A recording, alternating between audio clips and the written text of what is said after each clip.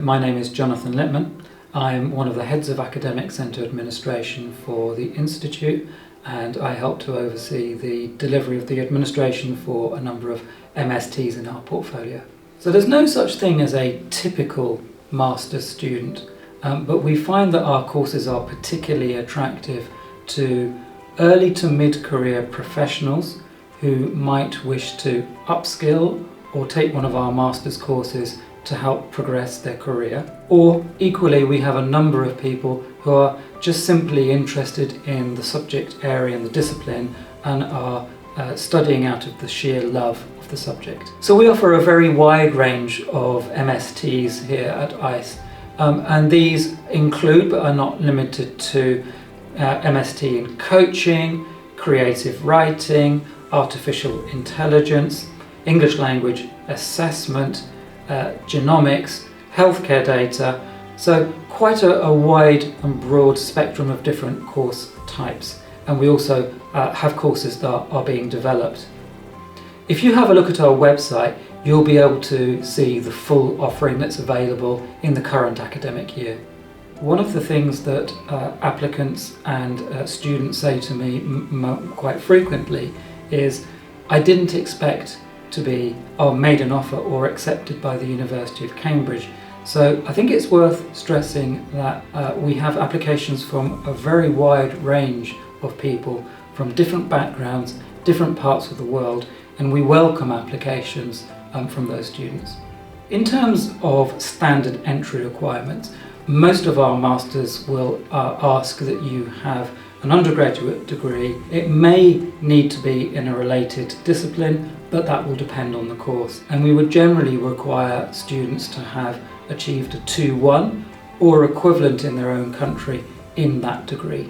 So all of our master's courses offer a combination of in-person, short intensive residential blocks which are delivered here in Cambridge, as well as elements of online delivery.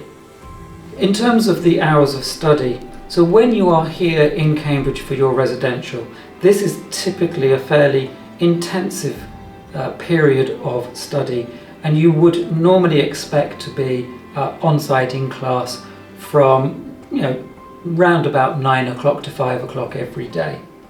For the rest of the time, you might be asked to join some online sessions. These are run sometimes weekly, fortnightly or monthly depending on the course. And you'd also need to structure your time so that you can complete a fair amount of self-study. Again, there's no set number of hours per course, but typically you might want to set aside roughly between 6 and 8 hours a week in term time so that you can complete a range of different types of activities. This might include readings that your tutors have set, reading around the subject, reviewing videos, recordings, and so on. You might also engage with your fellow students through discussions which might be online or through our virtual learning environment. If you are invited to an interview, and this typically takes place online, what the panel is interested in is finding out what your main motivation is for taking the particular course that you've applied for. They'd also be interested in exploring how you plan to combine part-time study with work. Typically, most of our MST students are working part or full-time, combining a job with a part-time course. So think carefully and realistically about how you're going to manage having a part-time master's level course and combining that with work.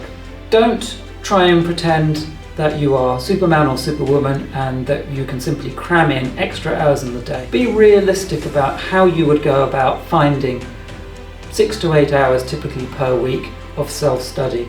Be honest. Are you the sort of person that is happy to just snatch a free 15 to 20 minutes every now and again when they can? Or are you the sort of person that maybe will be setting aside a day to dedicate to your study.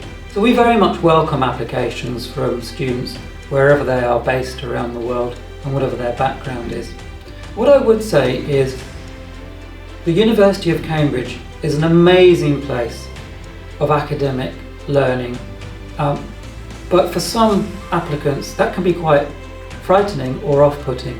One of the biggest and most typical comments I get from students who have been accepted onto our courses is, I didn't think I'd be good enough for the University of Cambridge.